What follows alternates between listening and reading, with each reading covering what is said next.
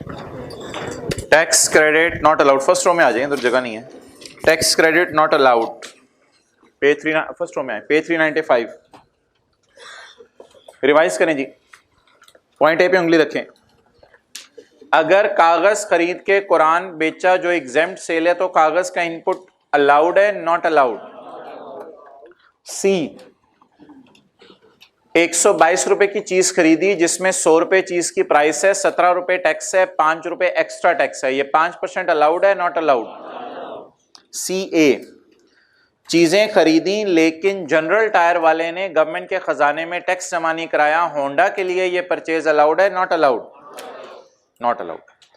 Honda ने चीजें खरीदी लेकिन जिससे चीजें खरीदी उसके बारे में कंप्यूटर सिस्टम ने कोई मसला हाईलाइट कर दिया, होंडा के लिए ये इनपुट अलाउड है not allowed?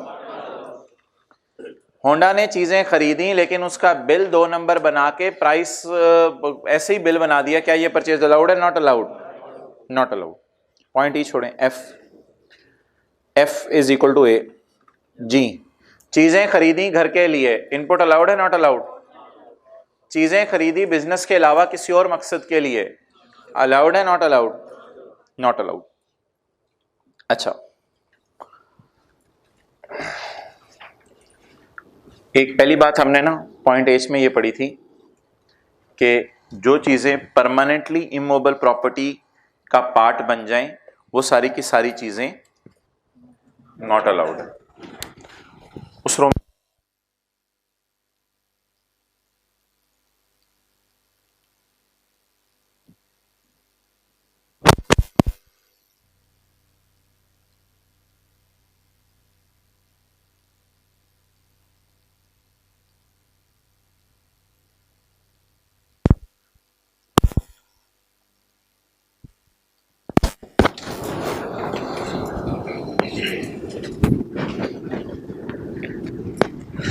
Building material allowed है नॉट अलाउड? Not allowed. अच्छा, एक्सक्लूडिंग, दो चीजें अलाउड हैं, वो पढ़ लें। दूसरा और तीसरा बुलेट, पहले तीसरा, गुड्स एक्वायर्ड। गुड्स एक्वायर्ड का मतलब है raw material acquired. Raw material acquired for direct use in production of goods. अगर मैं एसी प्रोड्यूस कर रहा हूं, इसमें जो वायर्स इस्तेमाल हुई, क्या इसका इनपुट अलाउड है? दूसरा bullet, goods acquired for cell. कुछ तारे मैंने ऐसे ही खरीद के रखी हुई है, पुराने एसी जो बेचे हुए थे उनको बेचने के लिए, इनका इनपुट अलाउड है नॉट अलाउड? इनको क्या कहेंगे? Permanently attached to immovable property, ये नॉट अलाउड। इनको क्या कहेंगे? Wires acquired for direct use in taxable goods production, इनका क्या नाम रखेंगे? वायर्स एक्वायर्ड फॉर सेल और रीसेल, ये भी अलाउड होगा। Prefabricated buildings, prefabricated buildings ये होती हैं तैयार छतें, तैयार कफन होता है ना, इस तरह तैयार छतें भी होती हैं। तैयार छतें ये होती हैं कि उसमें सरिया और बजरी और सीमेंट और सब डला होता है, वो स्लैब मिल जाती है, ठीक है, वो स्लैब मिल जाती है, वही कवर में भी आती है ऊपर, तो वो स्लैब मिल जाती है। तो ये जरा तैयार छतों को इनकरेज करने के लिए, इसने प्रमोट करने के लिए इसने ऐसी प्री फैब्रिकेटेड बिल्डिंग्स, अगर ऊपर प्री फैब्रिकेटेड बिल्डिंग कोई लगी हुई है, तैयार छतें हैं, तो उनका इनपुट भी अलाउ कर रहे हैं, हालांकि इमूवेबल का अलाउ नहीं है। ऐसी थोड़ी सी रिलैक्सेशन दे रहा है, ये कोई इंपॉर्टेंट चीज नहीं है। आई, ये डॉलेंस है, मैंने कहा था ये इसका एडमिन ऑफिस है, इसी चलाएं, ये इसका एडमिन ऑफिस है। एडमिन ऑफिस में इसके पंखा लगा हुआ है, एडमिन ऑफिस के अंदर इसके गीजर पड़ा हुआ है, एडमिन ऑफिस के अंदर इसके फर्नीचर पड़ा हुआ है, एडमिन ऑफिस के अंदर इसके इलेक्ट्रॉनिक के आइटम्स पड़े हुए हैं। इन सब की परचेज डेड है, क्योंकि डॉलेंस ने ये जो सारी चीजें खरीदी हैं इस्तेमाल के लिए खरीदी हैं या बेचने के लिए, तो इसलिए ये तो इस्तेमाल के लिए खरीदी हैं, इनकी परचेज सारी डेड है। लेकिन अगर डॉलेंस इलेक्ट्रॉनिक कैश रजिस्टर खरीदे तो वो परचेज अलाउ है। इलेक्ट्रॉनिक कैश रजिस्टर एक मशीन सी होती है, आप दुकान पे जाते हैं, उसमें ग्रीन कलर के डिजिट्स नजर आ रहे होते हैं ब्लैक स्क्रीन के ऊपर, और रोल हुई भी कैश की रसीद निकलती है उसमें से। अक्सर आपने देखा होगा दुकानदार रसीद देता है, वो सीधी नहीं होती, गोल होती है, आप उसे सीधी करते हैं दोबारा गोल हो जाती है, तो वो इलेक्ट्रॉनिक कैश रजिस्टर होता है।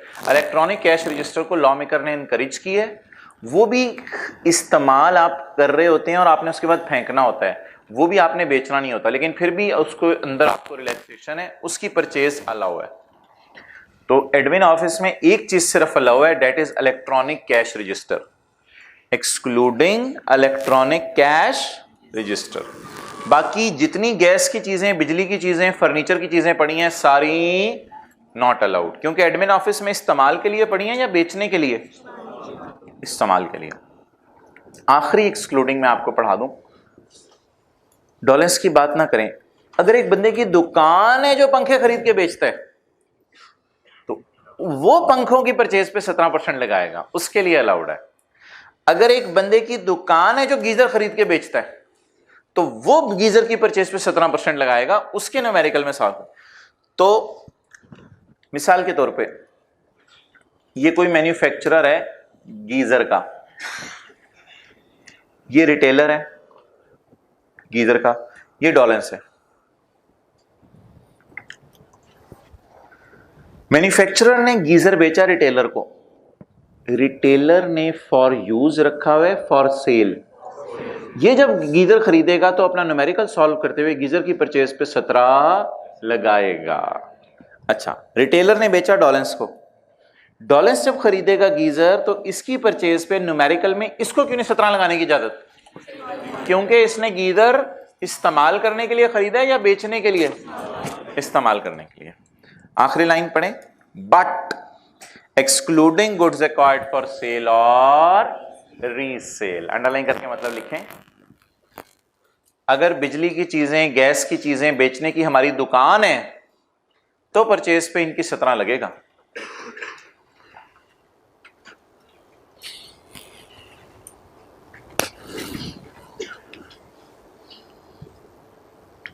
बिजली की चीजें, गैस की चीजें बेचने की हमारी दुकान है तो इनकी परचेज पे 17 लगेगा।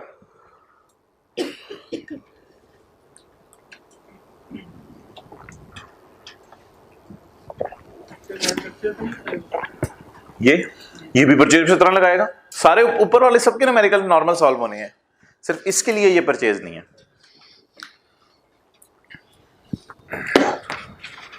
अच्छा भाई, अब आखिरी बात, रॉयल फैन है, रॉयल फैन। आप पॉइंट एच पे उंगली रखें, पॉइंट एच पे। रॉयल फैन ने अपनी एडमिन ऑफिस की और फैक्ट्री की बिल्डिंग बनाई, पहली लाइन पढ़ के बताएं, ये इनपुट अलाउ है नॉट अलाउ है? क्यों? क्योंकि मटेरियल इस्तेमाल हुआ है इमूवेबल प्रॉपर्टी में। अच्छा जी, बट एक्सक्लूडिंग पे उंगली रखें और दूसरे बुलेट पे उंगली रखें। रॉयल फैन ने कुछ पंखे के पर खरीदे हुए हैं बेचने के लिए, जिनको पुराना पंखा बेचा हुआ है वो पर चेंज कराने आ जाए तो उन्हें बेच दें। इस पर का खरीदना परचेज अलाउड है नॉट अलाउड है? अलाउड है। रॉयल फैन ने पंखे बनाने में तारें, पाइप्स, लोहा सब कुछ इस्तेमाल किया, कौन से बुलेट के तहत अलाउड है? तीसरे बुलेट के तहत अलाउड है। समझ आ रही है बात? पॉइंट एच समझ आ गया? अच्छा, अब रॉयल फैन के एडमिन ऑफिस में आ जाए।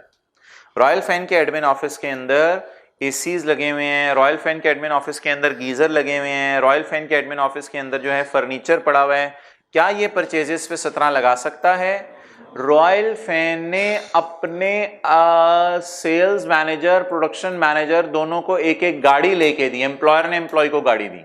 ये जो गाड़ी खरीदी 30 लाख वाली 35,10,000 पे, तो ये 5,10,000 रॉयल फैन को अपनी परचेजेस में डालने की इजाजत है कि ये रॉ मटेरियल स्टॉक खरीद रहे हैं?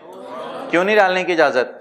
क्यों? व्हीकल्स की परचेज पे 17 लगाने की इजाजत नहीं है, क्योंकि व्हीकल्स बेचने का काम है या हमने इस्तेमाल करके डिस्कार्ड कर देनी है? इस्तेमाल करके डिस्कार्ड कर देनी है। बेचने के लिए व्हीकल नहीं खरीदी रॉयल फैन ने। इसी तरह रॉयल फैन ने बिजली की चीजें खरीदी, गैस की चीजें खरीदी, इनकी परचेज पे रॉयल फैन 17 लगा सकता है या नहीं लगा सकता? नहीं लगा सकता।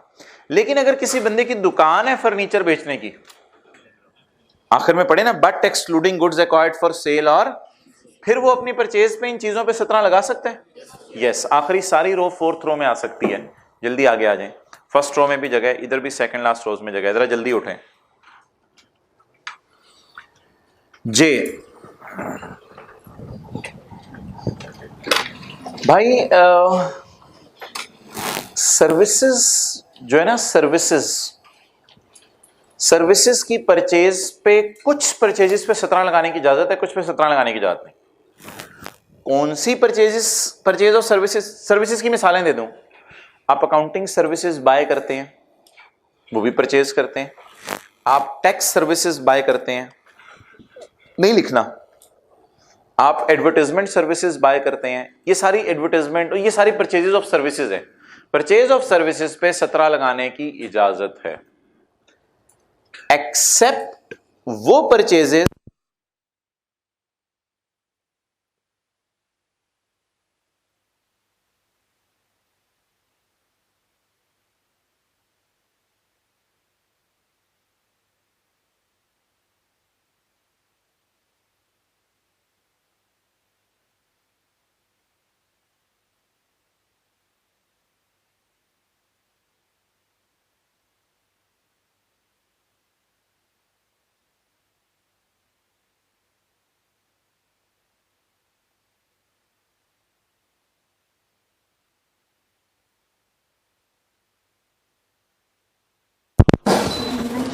हाँ, ये जलेबी सबके लिए कॉपी करा लो। ओके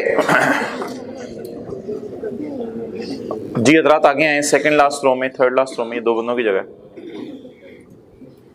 ओके भाई, आप भी इधर बैग उठवाएं, इधर आ गया हो, इधर। हाँ, परचेजेस जो हैं, जैसे जोकर पिछली रो में परचेजेस पे 17 लगाने की इजाजत है, परचेज ऑफ सर्विसेज पे।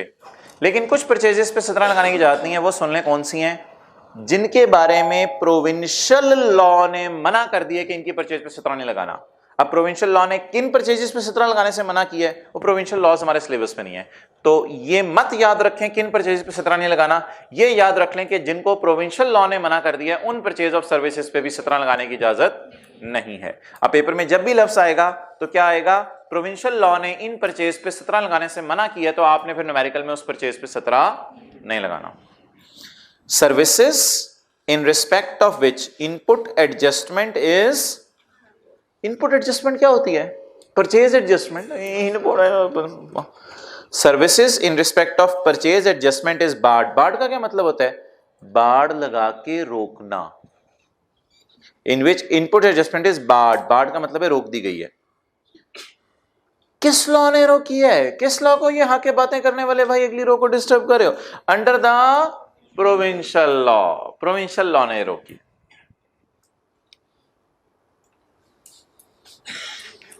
निहायती आउट ऑफ सिलेबस किस्म की एडजस्टमेंट, बिल्कुल समझाने वाली बात नहीं। इंपोर्ट और परचेज ऑफ एग्रीकल्चरल मशीनरी जिस पे 7% सेल्स टैक्स देते हैं, कोई रिड्यूस रेट है, पता नहीं क्या है, छोड़ें, I am not going to explain it even. Point L ये आपको करा दिया था।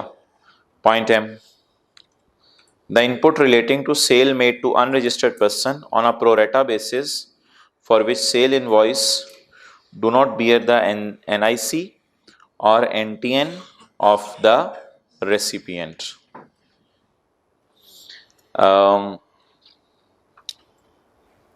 ये कल जब न्यूमेरिकल खुलेगा ना तो फिर आप बताइएगा, ये बात न्यूमेरिकल खुले बगैर समझ नहीं आ सकती। प्रो रेटा बेस को अंडरलाइन कर लें। प्रो रेटा बेस होता है पोर्शन करना, तो चीज को अपोर्शन करना। ये न्यूमेरिकल खुलेगा तो मैं कल समझा दूंगा। न्यूमेरिकल अभी आ रहा है, अभी थोड़ा सा शुरू कर देंगे आज करना, फिर कल फुल फ्लेज उसको सॉल्व करेंगे। अच्छा जी, एक बंदा सिर्फ कहता है मैं कुरान पाक बेच रहा हूं, तो जितना कागज खरीदा उस सारे की सारी परचेज डेड, सारी की सारी परचेज डेड। वाई?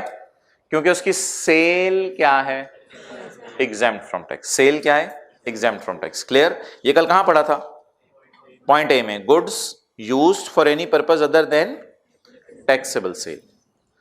अच्छा, एक बंदा कहते हैं मैं गाड़ियां भी बेच रहा हूं, कुरान भी बेच रहा हूं, वो फिर थोड़ा बहुत कागज गाड़ी में भी इस्तेमाल कर रहा है। जब गाड़ी नहीं खरीदते हैं तो उसमें उन्होंने जो है नीचे मैट के तौर पर उधर कागज रखे होते हैं कि मैट खुद खरीदें, तो बड़े बड़े कागज उन्होंने नीचे रखे होते हैं, तो वो कागज वहां भी इस्तेमाल कर रहे हैं और कागज किसी और मकसद के लिए भी इस्तेमाल कर रहे हैं।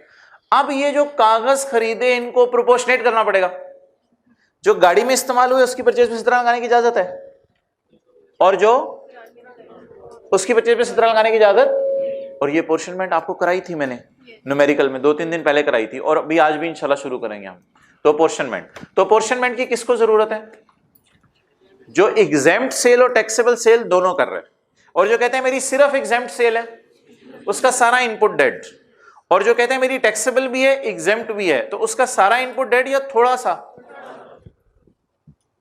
If a registered person deals in taxable cars and non taxable Quran, if a registered person deals, ऊपर बोथ लिखा होना चाहिए था वैसे, if a registered person deals in both taxable and exempt sale, he can claim all input, only such input, बोले which relates to Quran sale, Quran sale वाला input minus कर सकेगा, which relate to car sale।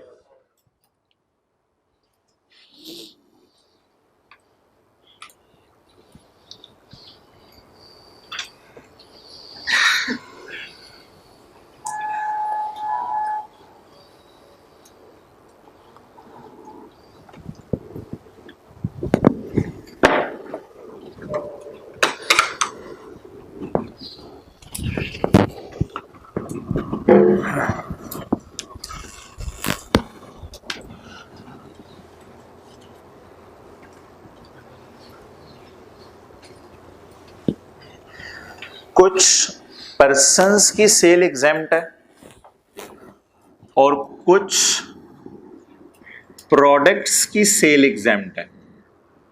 Very interesting concept. कुछ persons की cell exempt है और कुछ products की सेल एग्जेम्प्ट है। कुछ पर्संस की सेल एग्जेम्प्ट है और कुछ प्रोडक्ट्स की सेल एग्जेम्प्ट है। अच्छा जी, पर्संस की सेल एग्जेम्प्ट। कारपेट सेलर सड़क पे कारपेट बेच रहा है, इसके 9 एम्प्लॉइज हैं। ये कौन सी इंडस्ट्री है? बाकी भी शर्तें पूरी हो रही हैं, इसके 9 एम्प्लॉइज हैं। ये कौन सी इंडस्ट्री है? Is it liable to be registered? It is liable to be registered. So carpet seller is unregistered, unregistered. He is not liable to be registered, he is not liable to be registered. अच्छा जी, इसने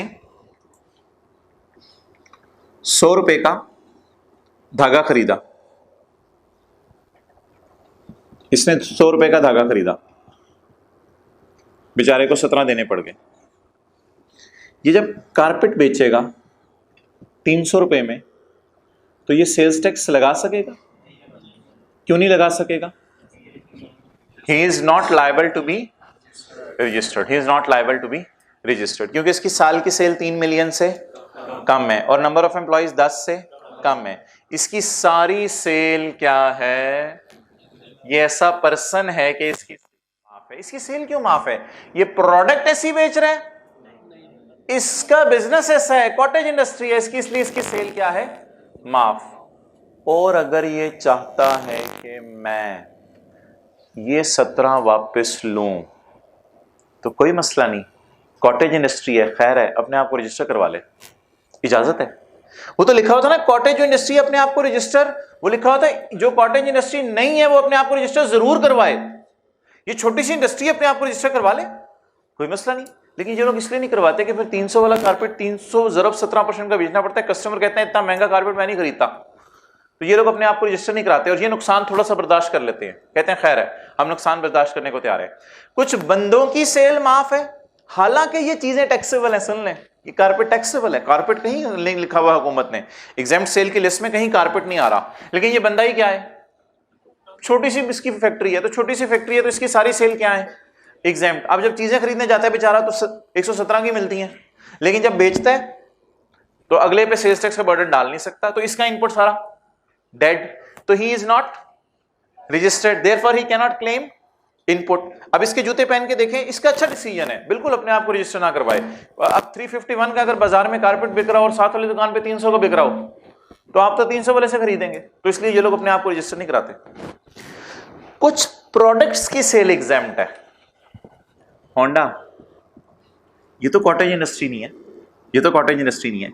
ये कहती है मैं cell of car कर रही हूं और सेल ऑफ कुरान। अब सेल ऑफ कार इनकी टैक्सेबल है, लेकिन ये प्रोडक्ट ऐसी है जिसमें गवर्नमेंट कहती है शर्म करो टैक्स लगाओगे। तो ये प्रोडक्ट आपकी चाहे कुरान की सेल 3 मिलियन से क्रॉस भी कर जाए कोई मसला नहीं, फिर भी सेल क्या होगी? एग्जेम्प्ट होगी। So you got the point. Exempt sale कितने किस्म की हैं? 2। कुछ लोगों की सेल एग्जेम्प्ट है, हालांकि वो टैक्सेबल चीजें बेच रहे हैं। कारपेट कहीं एग्जेम्प्ट नहीं है लॉ में, कारपेट कहीं एग्जेम्प्ट नहीं है, हालांकि वो टैक्सेबल चीजें बेच रहे हैं। और कुछ चीजों की सेल, ये बात कहां लिखनी है मैं बताता हूं। एग्जेम्प्ट सेल 2 किस्म की है।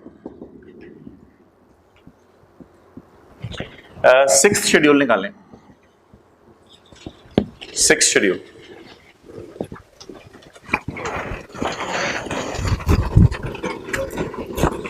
Page number 402। 6th schedule. पहले मुझे चीजें बताएं कौन सी माफ है पाकिस्तान में जिन पे सेल्स टैक्स नहीं लगता। Live animals and live poultry, meat, fish, eggs, live plant, दालें, fruits, red chilies, chili, sugar cane, fruit juices, ice water, ईंटें, computer software. Supplies by cottage industry. You got the point. Supplies by, ये तो persons की बातें शुरू कर दी, आगे ना पढ़े, आगे काट दें सारा, छोड़ें, आपके सिलेबस की चीजें नहीं है, मैं तो पढ़ाना भी नहीं चाह रहा था। Supplies made by and retailer whose annual sale made in any tax period during the tax ending any tax period does not exceed 5। Retailer का याद है 5 मिलियन। ये इंग्लिश याद नहीं करनी, बड़ी मुश्किल इंग्लिश है, उधर आसान इंग्लिश लिखी हुई थी। पता चल गया? आखिरी पॉइंट काट दें। अच्छा, 1 से लेके 13 तक प्रोडक्ट्स, 1 से लेके 13 तक प्रोडक्ट्स और 14 के साथ पर्सन्स। तो क्या क्या रूल पता चला हजरात? कुछ चीजें माफ है चाहे उनकी सेल 3 मिलियन से ज्यादा ही क्यों ना हो, और कुछ पर्सन्स की सेल माफ है। एग्जेम्प्ट सेल 2 किस्म की है, नोट करें जल्दी, उधर ही नोट कर लें।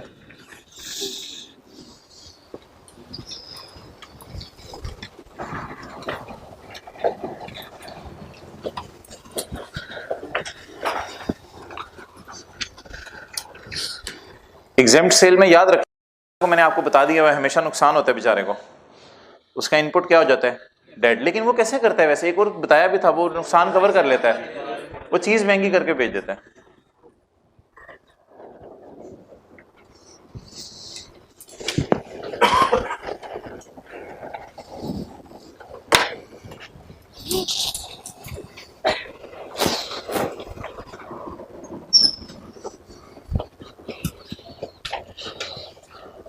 अब आप कहेंगे इसमें होली कुरान नहीं आ रहा, नहीं आ रहा ना, नहीं आ रहा इसलिए कि पूरी लिस्ट नहीं दी मैंने आपको, ऐसे ही कुछ समझने के लिए कुछ चीजों के आइटम्स के नाम दे दिए।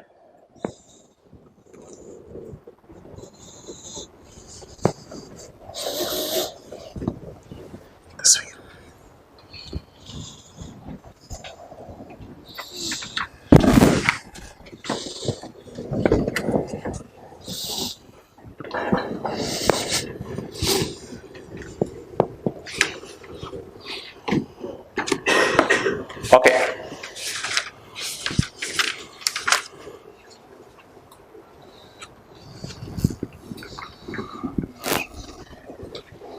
अच्छा इधर एक काम करें, इधर लिखें पेज 396 का पॉइंट 2, नहीं सेक्शन 8 का 2, सेक्शन 8 का 2 लिख लेना, सेक्शन 8 का 2, सेक्शन 8 का 2, और इधर लिख लें सेक्शन 8 का 3, इधर लिख लें सेक्शन 8 का 3।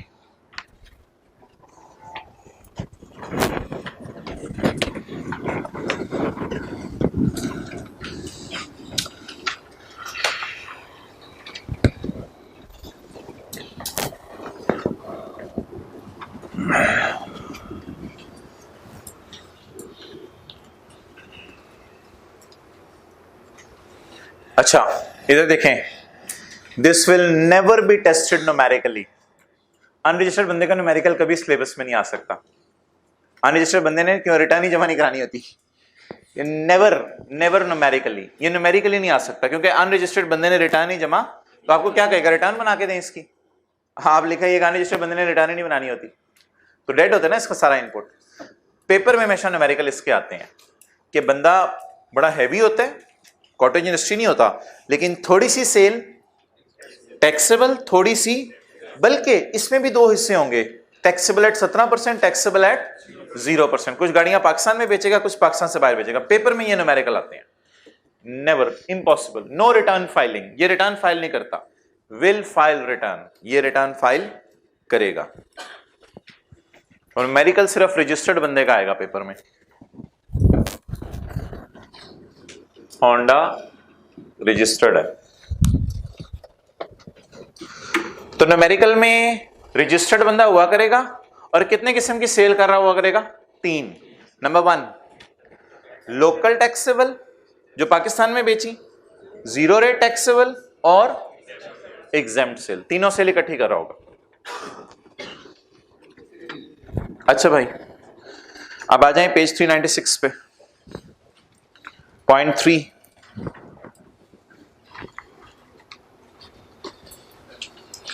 The board, with the approval of Federal Minister in 3333, only a registered person can deduct input. What's here? Only a unregistered cannot. तो इसके ऊपर मैंने क्या लिखवाया है, सेक्शन 8 का 3। तो 3 के आगे लिखें कारपेट सेलर इनपुट माइनस नहीं कर सकता। 3 के आगे लिखें कारपेट सेलर इनपुट माइनस नहीं कर सकता। भाई फर्स्ट रो में आओ, एक बंदा, एक फोर्थ रो में आए, जल्दी करें। एक फर्स्ट में आए, एक फोर्थ में आए, एक थर्ड लास्ट रो में आए। बता देना मैं किस में बैठा हूं, ऊंची से बोलो फोर्थ। फर्स्ट और थर्ड लास्ट रह गई है जी, बता दो मैं कहां बैठा हूं, थर्ड लास्ट, फर्स्ट रह गई है जी।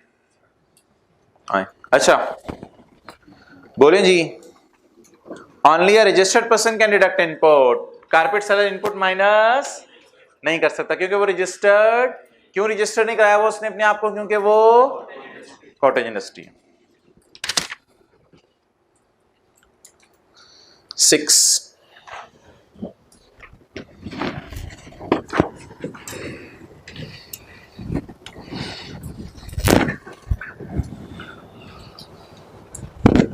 अच्छा, आपने सेल की, ये भी बात न्यूमेरिकली नहीं टेस्ट होनी, ये जो भी मैं पढ़ा रहा हूं। आपने सेल की 200 रुपए की,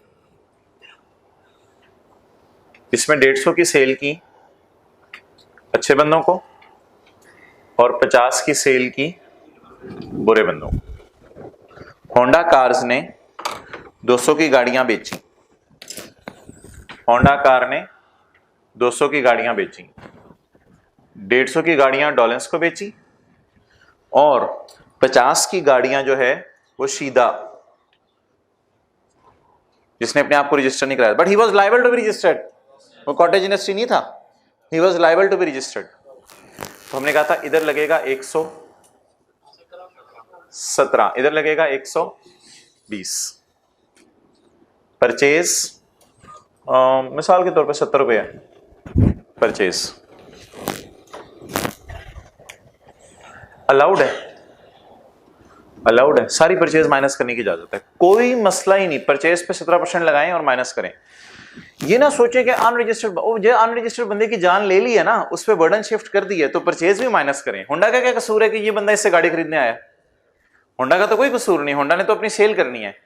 होंडा ने गवर्नमेंट का हुक्म माना, 150 वाली गाड़ी 17% टैक्स लगा के बेच दी और 50 वाली गाड़ी 20% टैक्स लगा के बेच दी। जब होंडा ने गुड फेथ में सब कुछ कर दिया तो जितने टायर लगे हैं गाड़ियों में सारी परचेज माइनस कर लें। गिनी चुनी चीजों में गवर्नमेंट ने बड़ी अजीब बात की हुई है और 2 तरीके से होंडा को मरवाया। गिनी चुनी चीजों में गवर्नमेंट कहती है, जनरल रूल नहीं, आप जो बता रहा हूं ये जनरल रूल था, सारी परचेज अलाउ है। गिनी चुनी चीजों में गवर्नमेंट कहती है कि 200 के 2 हिस्से किए हैं तो 70 के भी 2 हिस्से करो। 150 और 50, इसके पता नहीं क्या बनेंगे, इसके न्यूमेरिकल ही नहीं है ना, इसलिए मैं करा नहीं रहा। 70 के भी 2 हिस्से करो, और 2 हिस्से करके जो 150 से रिलेट करता है वो अलाउ, और जो 50 से रिलेट करता है वो नॉट अलाउ। क्यों? क्योंकि इतना मटेरियल उन गाड़ियों में इस्तेमाल हुए जो सीधा चला रहे, तो उस मटेरियल को डिसअलाउ कर दो। लेकिन ऐसा नहीं है, न्यूमेरिकल में हम सारा माइनस किया करेंगे, कोई मसला नहीं है, न्यूमेरिकल्स में हम सारा माइनस किया करेंगे, ये जनरल रूल है, ये जनरल रूल है। लेकिन इसमें से अगर गवर्नमेंट 50 का थोड़ा सा हिस्सा डिसअलाउ कर दे, तो ऐसी सूरत में वो पॉइंट अब जो मैं पढ़ाने लगा हूं वो ये है, पढ़े। समझ आई बात कि नहीं समझ आई? आम रूल क्या है? अच्छे लोगों को 17 की बेचो, बुरे लोगों को 20 की बेचो, फिर अच्छे बुरे की कैद से निकल आओ, सारे टायर माइनस कर लो। लेकिन अगर गवर्नमेंट कह दे तो फिर ये 70 के भी 2 हिस्से करने पड़ेंगे, तो लिखने की जरूरत नहीं। The board with the approval of May specify goods. May specify goods जब भी आ जाता है ना, तो ये न्यूमेरिकल में नहीं आती चीज। मे स्पेसिफाई गुड्स का मतलब होता है गिनी चुनी चीजें। द बोर्ड में विद गिनी चुनी चीजें, may specify goods which are registered person. Registered person कौन? Honda. Honda which are Honda can not sell to शीदा। Which are Honda can not sell to शीदा। ओहो, ये यही पता है क्या कह रहा है? ये कह रहा है आप बेच ही नहीं सकते, कैन नॉट सेल, आप बेच ही नहीं सकते। लेकिन ऐसा नहीं है, हम क्यों लोगों के बिजनेस ठप करें? इस तरह तो लोग शोर डालेंगे, ये हमारे बिजनेस बंद कर रहे हो। हम क्यों लोगों के बिजनेस बंद करें? होता क्या प्रैक्टिकली, वो ब्रैकेट में देख लें। If Honda has made sale, he will charge output, output तो लेगा, but he cannot claim input. लेकिन सिर्फ किस सेल का? अनरजिस्टर्ड वाले का, सिर्फ अनरजिस्टर्ड वाले का। लिखें सफे के टॉप पे, जनरल रूल ये है, और ऊपर अलाउड लिखें। ये लिख के लिखें, उर्दू में पहले राइट साइड पे लिख लें। जनरल रूल ये है, लेकिन अगर गवर्नमेंट चाहे तो 50 का रेलेवेंट इनपुट डेड कर दे। अगर लिखना है तो लिख लें सफे के टॉप पे, ये नोट करें, ये जनरल रूल है।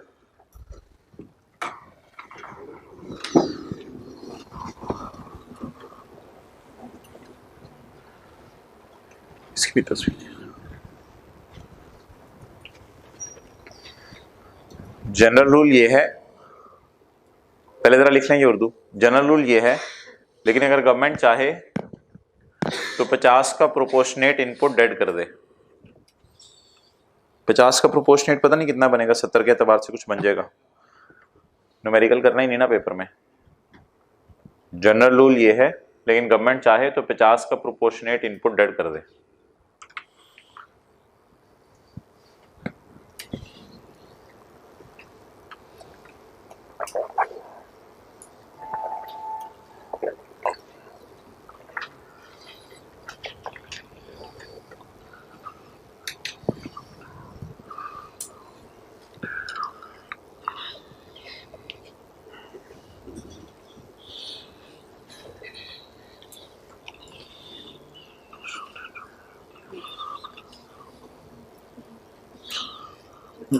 जी ब्रैकेट काट, नीचे डब्बा काट दे।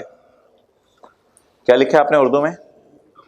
दोनों डब्बे नहीं काटने, एक। जनरल रूल ये है, लेकिन गवर्नमेंट चाहे तो 50 का प्रोपोर्शनेट इनपुट डिसअलाउ कर दे।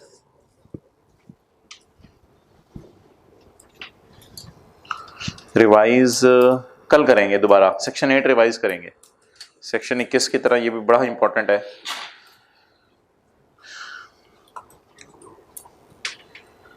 अच्छा भाई, जब भी पेपर में सवाल आए ना टेक्स्ट राइट नॉट अलाउड, तो आपने सेक्शन 73 भी साथ ही लिखना है। तो सेक्शन 73 में पढ़ने लगा हूँ। जब भी पेपर में सवाल आए सेक्शन 8, तो 73 भी साथ ही लिखना है। तो 73 को काट के कॉन्टिन्यूएशन ऑफ सेक्शन 8, ये सेक्शन 8 की कॉन्टिन्यूएशन है। आखिरी 2 इनपुट सुन लें जो डिसअलाउ है, आखिरी 2 इनपुट।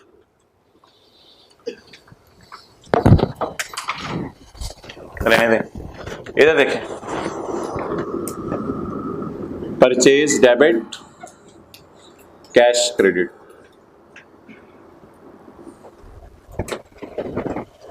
जी हजरात, ये अलाउ होना चाहिए, डिसअलाउ होना चाहिए?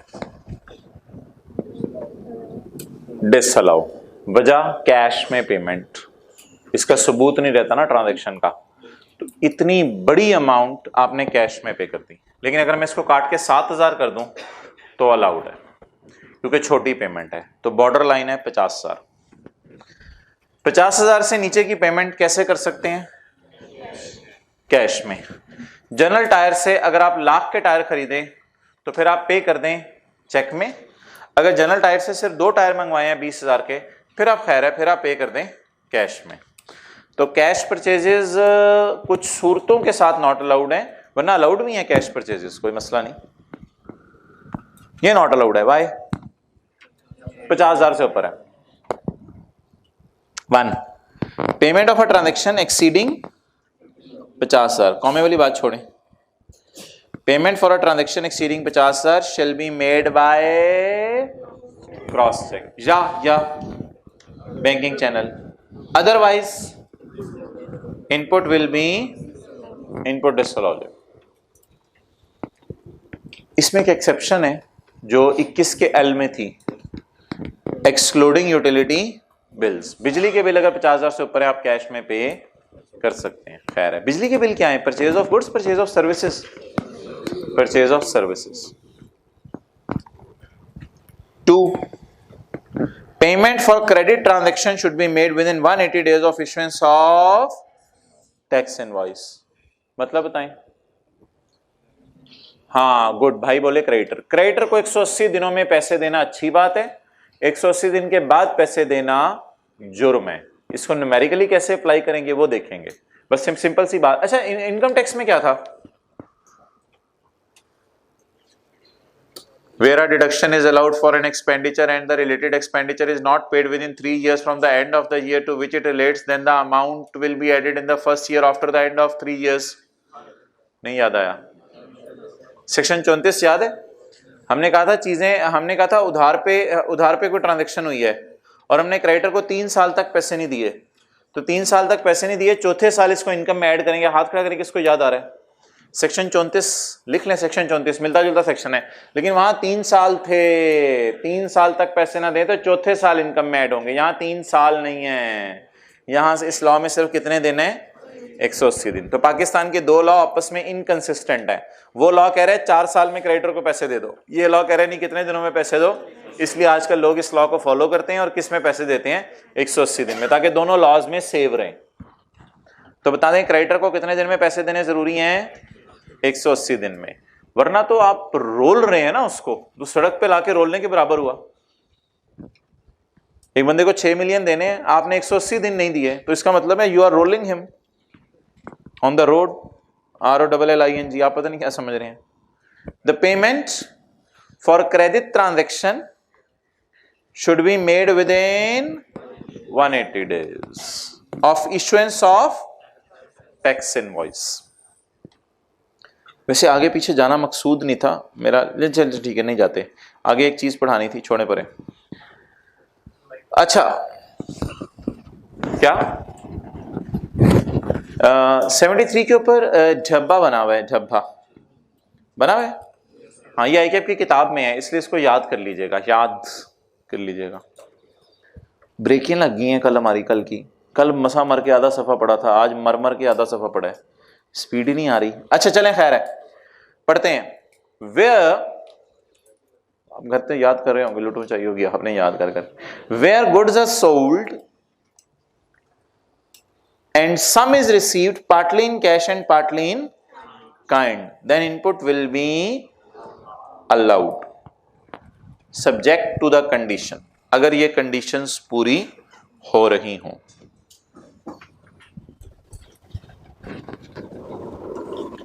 जी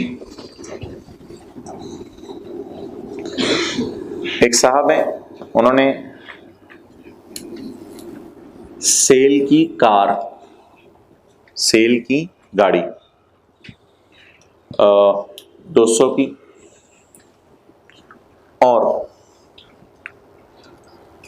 कुछ पैसे आए,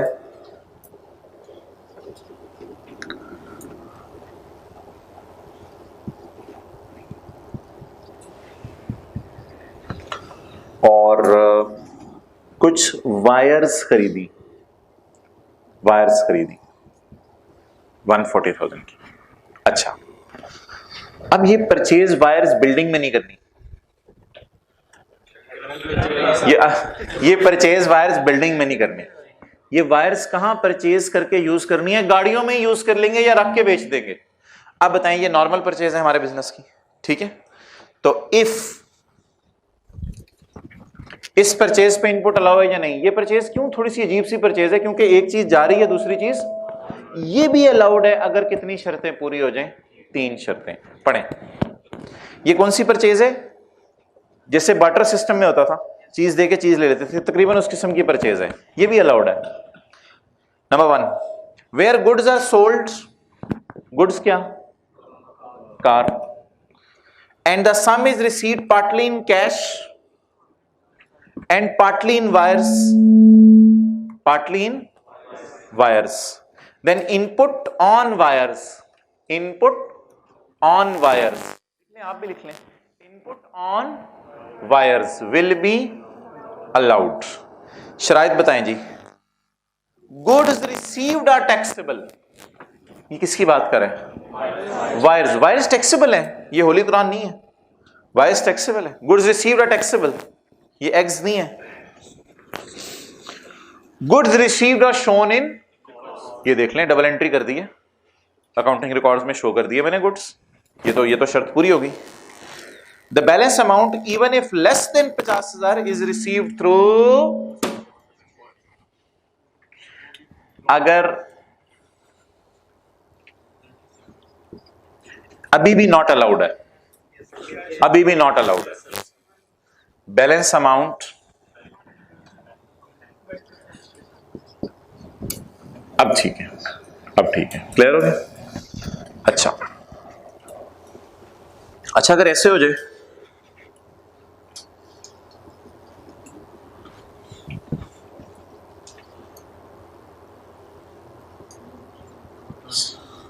हाँ, इधर भी क्या आना चाहिए? बैंक आना चाहिए। ऐसे भी तो हो सकता है ना, गाड़ी हमने 2 लाख वाली बेची और तारें खरीद ली, ऐसा भी तो हो सकता है। तो बहरहाल ये एंट्री नोट कर लें। पेमेंट किससे होनी चाहिए? बैंक से। ये परचेज अलाउ है, शर्तें बताएं 3। ये टैक्सेबल होनी चाहिए चीजें, हाँ वायर्स टैक्सेबल है आजकल पाकिस्तान में, अभी आप लिस्ट पढ़ के आए हैं, उसमें वायर्स लिखी हुई थी। दूसरी शर्त, रिकॉर्ड्स में शो हो रही है। तीसरी, पेमेंट, असल में उसने पेमेंट का लफ्ज़ यूज किया था, इसलिए मैंने कैश को इधर से उतार के इधर ले आया हूँ। उसने पेमेंट का लफ्ज़ यूज किया था, इसलिए कैश को ऊपर से उतार के नीचे ले आया हूँ। अच्छा जी, और पेमेंट किस में होनी चाहिए? चाहे 50,000 से कम भी हो, फिर भी बैंक से होनी चाहिए। यहाँ तीनों शर्तें पूरी हो रही हैं, लिख ले 220 अलाउड, 220 पे सर्कल डाल के अलाउड, ये परचेज अलाउड है। बांटे जी, न्यूमेरिकल।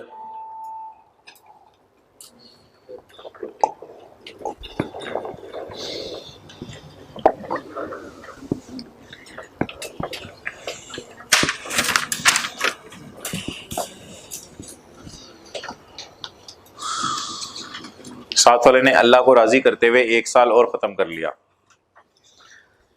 चलिए जल्दी से बांटो, 31 दिसंबर आ गई। इस पूरे साल में उसने अल्लाह की फर्मा बरदारी वाले सारे काम किए, एक नमाज नहीं छोड़ी, माशाल्लाह।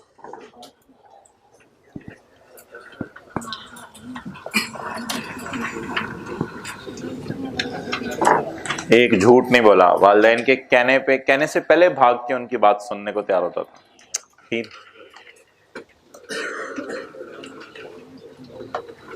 मोबाइल का ऐसा इस्तेमाल किया जिससे अल्लाह नाराज ना हो, खुश हो जाए। जल्दी करें, जल्दी सवाल बांटो भाई, सवाल बांटो भाई। सेल फोन को कुछ लोगों ने हेल फोन लिखा है, बहरहाल ये मरने के बाद पता चलेगा।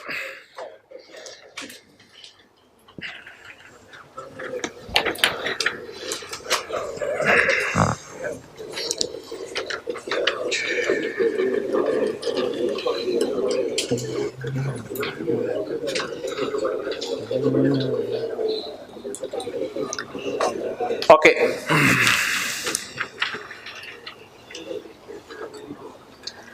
ये ट्राइंगल अपनी किताबें बना के रखा करें, मैं, अल्लाह और मोबाइल।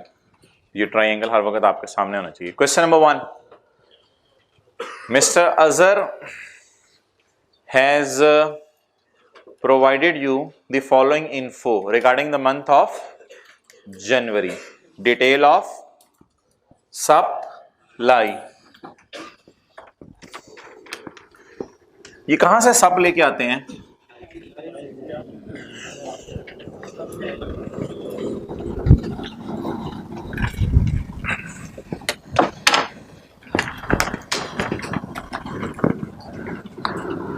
आप रजिस्टर पर पहला सफा फेस के लिए छोड़ दें, 12 लाइनें, 12 लाइनें।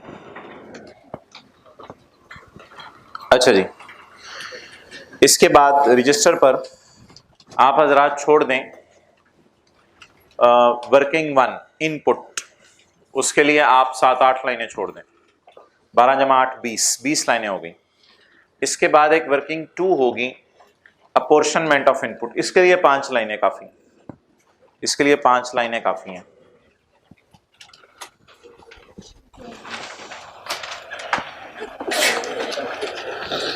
वर्किंग 3 12 × 8 20 20 में 5 25 लाइनें छोड़ के वर्किंग 3 शुरू करें जी। Working 3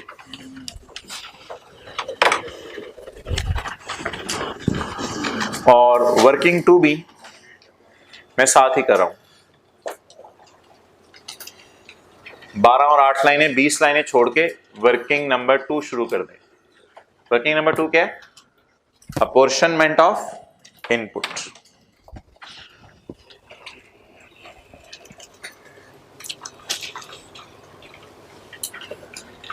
taxable sale. अच्छा भाई, हमारी सेल आपको मैंने बताया 3 किस्म की हुआ करेगी। टैक्सेबल, जीरो भी टैक्सेबल ही होती है लेकिन अलग से लिखते हैं, और exempt sale. There is no need of working 3 in paper. There is no need of working 3 in paper. But if taxable sales are too much, तो फिर working 3. आमतौर पे पेपर में जीरो रेट सेल कम होती हैं, एग्जेम्प्ट सेल बहुत कम होती है पेपर में। नॉर्मली सारी कौन सी सेल होती है? टैक्सेबल सेल होती है। तो there is no need of working 3, working 2 ही दो वर्किंग्स कराई थी। कितने लोगों ने न्यूमेरिकल रिवाइज करके आएंगे? जो पिछली क्लास में कराया था वो जरा रिवाइज करके आइएगा, 1-2 दफा जरा रिवाइज करके आइएगा, वो न्यूमेरिकल रिवाइज करके आइएगा। इस न्यूमेरिकल पे बड़ा आपको फायदा होगा फिर। अच्छा जी, यहां पे हमने 3 कॉलम बनाने हैं, इनपुट और इनपुट। ये क्यों बनाने हैं इस पे कल बात करेंगे। अच्छा जी, सेल भाई कितने किस्म की होगी? 3, टैक्सेबल, जीरो रेट, एग्जेम्प्ट। अगर टैक्सेबल सेल ज्यादा हुई पेपर में तो कौन सी वर्किंग खोलेंगे? तीसरी वर्किंग। अच्छा, अब आप मुझे बताना शुरू करें, गाड़ियों की सेल मैं कहां डालूंगा जो पाकिस्तान में बिक रही हैं? टैक्सेबल। अच्छा, 3rd शेड्यूल के आइटम्स में बेच रहा हूं, मैं कहां डालूंगा? टैक्सेबल। पढ़ के आए हैं, रिटेल प्राइस पे 17% लगना है और प्रोमिनेंटली एलिजिबली इंडेलिजिबली बड़ा बड़ा करके लिखा होगा। 3rd शेड्यूल की सेल पाकिस्तान में, आइसक्रीम वगैरह की सेल टैक्सेबल। अच्छा, टिश्यू पेपर के डब्बे बनाए और बना के घर ले गए, वो मैं कहां डालूंगा? Good, taxable. अच्छा, मैंने कुछ चीजें बनाई और चीजें बना के अपनी ही फैक्ट्री में इस्तेमाल कर ली, बाहर की भी नहीं बेची, लेकिन अगर बाहर बेचता तो टैक्स लगता, टैक्सेबल सेल। अब टैक्सेबल सेल्स इतनी ज्यादा आपने पढ़ ली, आपको पता ही नहीं है। टैक्सेबल सप्लाई की डेफिनेशन घर जाके रिवाइज कीजिएगा। Putting to business, private, non business use, वो सारी टैक्सेबल सेल है। मैंने कुछ गाड़ियां बनाई 2-3 और ईदी वेलफेयर ट्रस्ट को दे दी, टैक्सेबल सेल में इसको न्यूमेरिकल के अंदर डाला करेंगे। तो टैक्सेबल सेल की तो कई मिसालें आपने पढ़ी हैं। अच्छा, कुछ चीजें मैंने बना के बाहर के मुल्क बेच दी, जीरो रेट सेल। और बाकी एग्जेम्प्ट सेल की कोई मिसाल आपने याद नहीं करनी, वो पेपर में बता दिया करेगा ये सेल क्या है। अब टैक्सेबल मैंने कितनी बोलनी है? 4-5 तो बोल दी हैं, 6-7 और आएंगी आने वाले दिनों में, तो इसलिए टैक्सेबल सेल के लिए मजबूरन क्या किया करेंगे? वर्किंग कर लिया। अच्छा, टैक्सेबल में आगे 2 किस्म की सेल्स हैं। आपने सेक्शन 3 का 1 नहीं पढ़ा हुआ? फर्दर टैक्स, फर्दर टैक्स का रेट क्या है? 3%। इनका तो रेट ही नहीं है, इनका भी रेट ही नहीं है। इनका कितना रेट है? कुछ के लिए 17, कुछ के लिए 20। जितनी गाड़ियां अच्छे लोगों को बेची, जितनी गाड़ियां बुरे लोगों को बेची। तो इसमें 2 हेडिंग्स, रजिस्टर्ड यानी अच्छे लोग और अनरजिस्टर्ड। अनरजिस्टर्ड क्लियर हो गया? जो गाड़ियां हम डॉलेंस को बेचेंगे वो कहां जाएंगी? रजिस्टर्ड में। जो गाड़ियां सरासिफ को बेचेंगे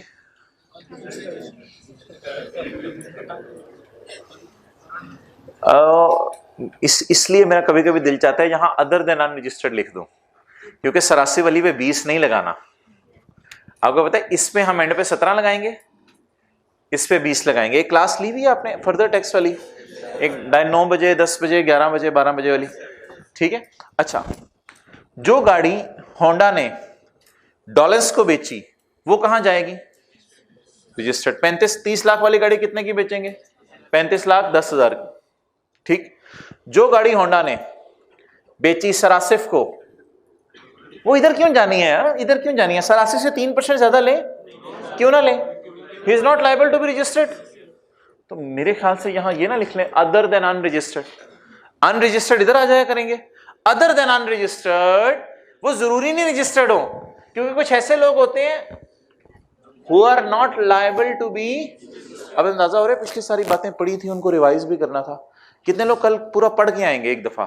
6-7 सफ़े हैं, पढ़ आइएगा, फिर कल न्यूमेरिकल शुरू करेंगे। ओके, तो यहां क्या लफ्ज, बेहतर लफ्ज क्या है? Other than unregistered. अब आप मुझे बताते रहे यहां कौन कौन सी सेल जानी है। जी भाई, गाड़ी ताइवान में एक्सपोर्ट की, ये तो इधर आएगी। अदर देन कहां से आ गया? ये तो इधर आएगी, इधर आएगी जी। होली कुरान बेचा, तो ये तो इधर आएगा, एग्जाम्प्ट सेल में आएगा। अच्छा जी, सरासिफ को गाड़ी बेची, वो टीचर हैं, he is not liable to be registered. इनको 17% लगाएंगे, उन पे 20% नहीं लगाएंगे, ठीक है। रॉयल फैन वालों को गाड़ी बेची, इन्होंने अपने आप को रजिस्टर करवाया हुआ है, ये अदर देन अनरजिस्टर्ड कैटेगरी है, ठीक है। इसी तरह हमने चीजें बेची एक ऐसे बंदे को who was liable to be registered, लेकिन उसने अपने आप को रजिस्टर नहीं करवाया हुआ, इस पे कितने % टैक्स लगाएंगे? 20% टैक्स लगाएंगे। अच्छा, ये कितनी सेल आ रही हैं? 6। कितनी सेल आ रही हैं? 6। ये जो 6 सेल आ रही हैं, इन 6 सेल को पढ़ के आप एक दफा अंडरस्टैंड कर लें कहां कहां जानी है। फिर मैं लिख देता हूं व्हाइट बोर्ड पे।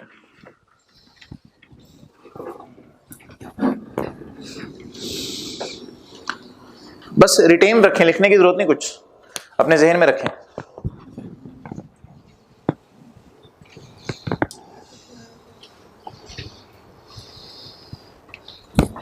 बस पहली 6 लाइनें पढ़े मैंने कहा।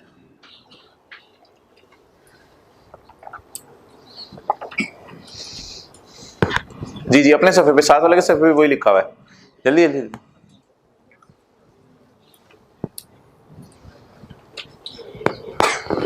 समझ आ गया? कराऊं? पढ़ें जी। पूरा न्यूमेरिकल कौन पढ़ के आएगा? पूरा न्यूमेरिकल पढ़ाइएगा। कर नहीं सकते अभी, पहली दफा करा रहा हूं ना। लोकल, लोकल, लोकल जीरो तो जीरो तो नहीं होगी ना, फिर लोकल सेल है, एक्सपोर्ट तो नहीं है। लोकल टैक्सेबल, लोकल टैक्सेबल, इसलिए इधर आ जाए। Local taxable sale to registered person, तो अनरजिस्टर्ड में डाल दो, किसमें? Register, other than unregistered. कितने की जी? 2750। नहीं, आप लोगों ने सारी क्लासें नहीं ली? ली है तो एडवांस फिर मुझे क्यों बता रहे हैं? इसमें पढ़ा रहने दें, टाइम ऑफ सप्लाई की डेफिनेशन निकालें। खुदा को, मेरा ख्याल था आप लोग पढ़ रहे हैं साथ साथ, निकालें जरा टाइम। छोड़ें अब छोड़ें, फिर टाइम लगता है। टाइम ऑफ सप्लाई की डेफिनेशन एडवांस इसमें पढ़ा रहने दें। आपको किसने कहा एडवांस निकालना है इसमें से? या आप अकाउंटिंग की क्लास में बैठे हैं कि सेल में से एडवांस माइनस करें? आप टैक्स की क्लास में बैठे हैं। पेज 390 मैं कह रहा था साथ साथ पढ़ लें। पॉइंट 44 टाइम ऑफ सप्लाई, किस दिन सप्लाई पढ़ें, earlier of the time at which the goods are delivered, नीचे आए, और the time when the payment is, यहां मैंने लिखवाया था advances are also taxable in sales tax, लिखवाया नहीं था? ओके, हमने कुछ सवाल किए थे, आपको याद होगा। चीजें बेची, पैसे आए, पैसे आए, चीजें बेची, ये क्या है? एडवांस आया, एडवांस आया ना। महीना कौन सा है हमारा? जनवरी। कितना एडवांस आया? 30,000। एडवांस का क्या मतलब है? चीजें नहीं बेची अभी, यही मतलब होता है ना, यही मतलब होता है ना। एडवांस का क्या मतलब होता है? पैसे आ गए हैं तो चीजें मेरे ख्याल से फरवरी मार्च में बेचेंगे। क्या करूं अब मैं? सेल में पड़ा रहने दूं 30,000 या निकालूं, माइनस करूं? The time of supply is the time at the earlier of, मैं यहां पे लिखता हूं कैश रिसीव्ड, लेकिन मुझे नहीं पता फरवरी में क्या हुआ है, इसलिए मैं प्रोबेबली का लफ्ज डाल के लिख रहा हूं, probably goods delivered, but I am confirm के इधर चीजें डिलीवर नहीं हुई। वाई? एडवांस का मतलब फिर क्या होता है? कि चीजें नहीं अभी बेची। आप बताएं व्हाट इज अर्लियर? आप बताएं ये 30,000 किस महीने की सेल है? जनवरी की। वो कह रहे हैं सेल में पड़ी हुई है। अब मैं क्या करूं बताएं मुझे? नहीं नहीं मैं ये क्या बात, मुझे बताएं मैं क्या करूं? कुछ भी नहीं, कुछ भी नहीं, पड़ी रहने दे। ना पड़ी होती तो ऐड करते, वो और बात थी, ये तो पड़ी नहीं है। तो 30,000 को लिखें, पागल बन गए, 30,000 को अंडरलाइन करें as per the definition of time of supply. ये तो एक एक चीज मैं आपको आपके पढ़े हुए से लिंक कराऊंगा, आपको तो आज जाके पता चला कि आप पढ़ नहीं रहे थे। As per the definition of time of supply, cash received is taxable being earlier, cash received is taxable being earlier. तो ये थोड़ा सा न्यूमेरिकल कराने का मकसद आज ये था कि कल आप पढ़ के आए, फिर कल न्यूमेरिकल करेंगे ये। ओके जी हजरात, बस ठीक है, इंक्लूडिंग एडवांस कुछ करने की जरूरत। आगे चलें। और अगर ना पढ़ा होता तो ऐड कर देते, तो ऐड कर देते। अगर अदर इंफॉर्मेशन में पढ़ा होता कि ऊपर नहीं है, फिर ऐड कर देते। बिल्कुल ना अकाउंटिंग की क्लास की तरह हुआ करेगा, कुछ बेसिक डाटा हुआ करेगा जैसे ट्रायल दिया होता था, और कुछ अदर इंफॉर्मेशन हुआ करेगी। ये ट्रायल की तरह का डाटा होगा, इसमें हम एडजस्टमेंट्स किया करेंगे नीचे वाली। Local taxable sale to unregistered person, local sale है, जीरो में तो नहीं डालनी। अच्छा लोकल एग्जेम्प्ट है, लोकल टैक्सेबल है, बता दें लोकल है तो जीरो में तो नहीं डालनी। लोकल टैक्सेबल है, एग्जेम्प्ट में तो नहीं डालनी, फिर कहां डालूं? टैक्सेबल में आगे बताएं कहां डालूं? अनरजिस्टर्ड। जी, बल्कि इसमें और कुछ है ही नहीं नीचे तक, बस डायरेक्ट यहां पे लिख देते हैं 200। इन पे याद रखिएगा, इन पे ना 3% ज्यादा लगाना है। जब न्यूमेरिकल कल खत्म हो रहा होगा याद करिएगा, इस पे 3% ज्यादा लगाना है। सेल ऑफ आइसक्रीम, आइसक्रीम आपको पता है 20 चीजों में आइसक्रीम भी थी, लेकिन आपने नाम याद नहीं करना, आपके सिलेबस में नहीं है, इसलिए ब्रैकेट में देखें उसने क्या लिखा हुआ है, an item of third schedule. जी भाई कितने का बेचा? 1200 का। अच्छा वैसे इसके ऊपर प्राइस क्या लिखी हुई थी जो मैन्युफैक्चरर ने प्रिंट और एम्बोस की हुई थी? 1.5, लेकिन हमने डिस्काउंट देके कितने का बेचा? 1200 का।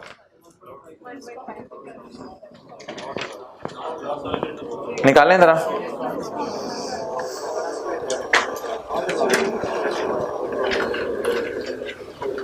पेज 393,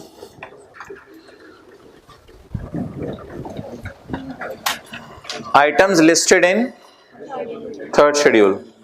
एक डब्बा बना हुआ है, इसमें पढ़ें चौथा पॉइंट, ट्रेड डिस्काउंट, लेकिन ये तो लॉ नहीं है, मैं तो लॉ से पढ़ाना है आपको, ये तो मैंने डब्बा बनाया हुआ है। पिछले सफे पे आए, वापस इसी पे आ जाएं। पॉइंट 2, वो पिछली दफा किताब है, पिछले सफे पे था। Point 2, tax on taxable, page 393, tax on taxable sale specified in third schedule. For sale and import at 17% of retail price. आगे लिखे not discounted price, discounted price नहीं,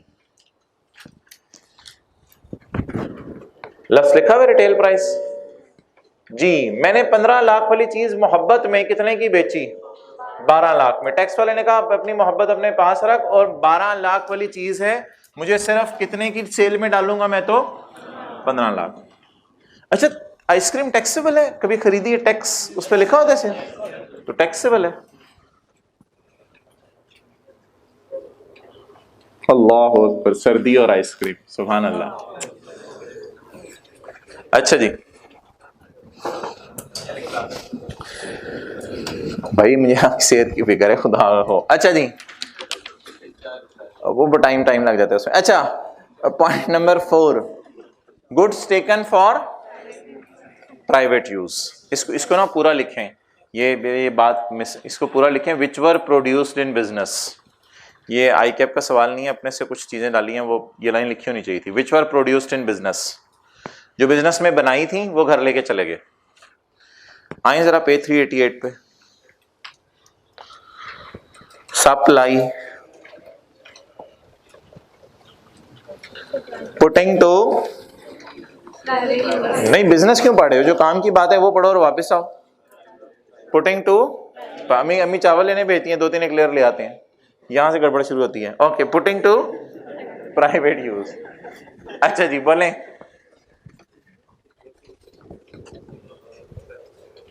putting to private use is a supply. अच्छा अगर ये घर ना लेके जाते तो बिकती?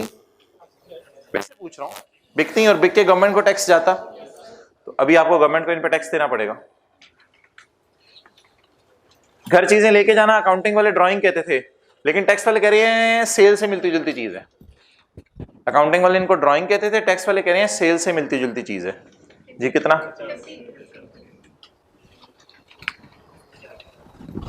कैसे आए टेस्ट लेंगे? ओके बैठे रहे।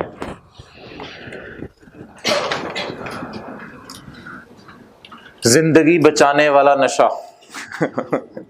अच्छा ये क्या है? हमें इससे कंसर्न नहीं है, हमें आगे वाली लाइन से कंसर्न है। ये क्या है?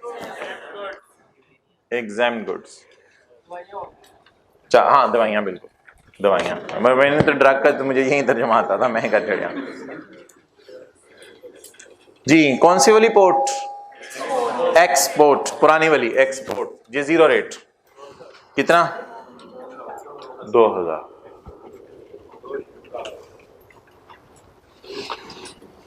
क्लियर? पॉइंट 4 में 1 और 2 पढ़ के मुझे बता दें मैं कौन सी फिगर पोस्ट करूं।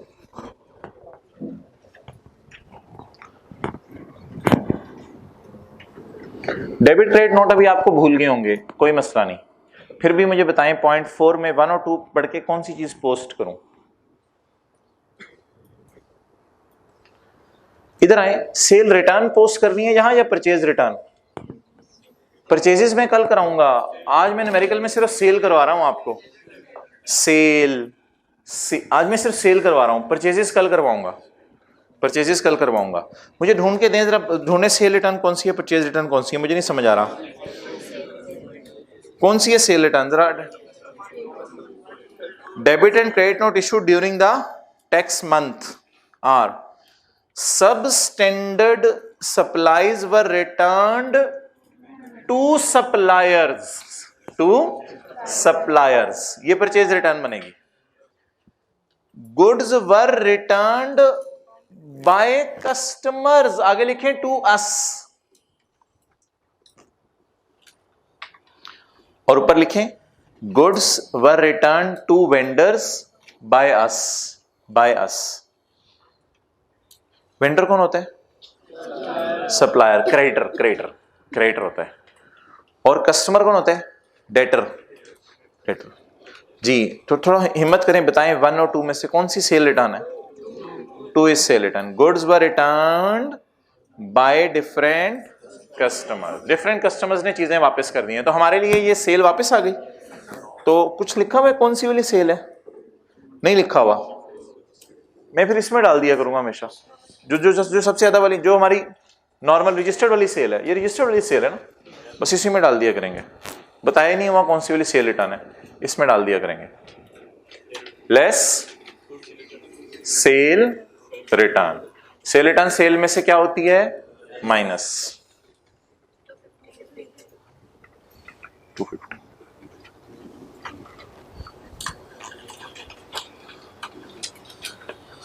सब टोटल की नहीं जरूरत, सब टोटल की नहीं जरूरत, सब टोटल की जरूरत नहीं है, सब टोटल कहीं यूज नहीं होना ना, बस ये 200 का कहीं यूज हो जाना है, सब टोटल की जरूरत नहीं है। ग्रैंड टोटल वो लगाएंगे जब न्यूमेरिकल के फेस पे आएंगे, बिल्कुल वो इस पे लगाना है ना, ये फिगर दी हुई है 4250।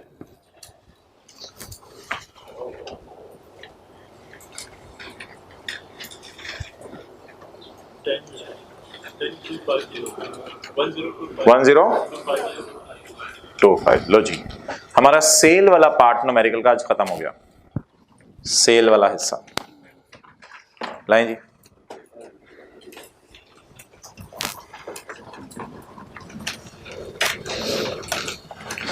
जी रात 12 जनवरी को आपकी असेसमेंट होगी वाले दिन, तो जी उसमें शायद 2 दिन जुमा हफ्ता छुट्टी भी हो।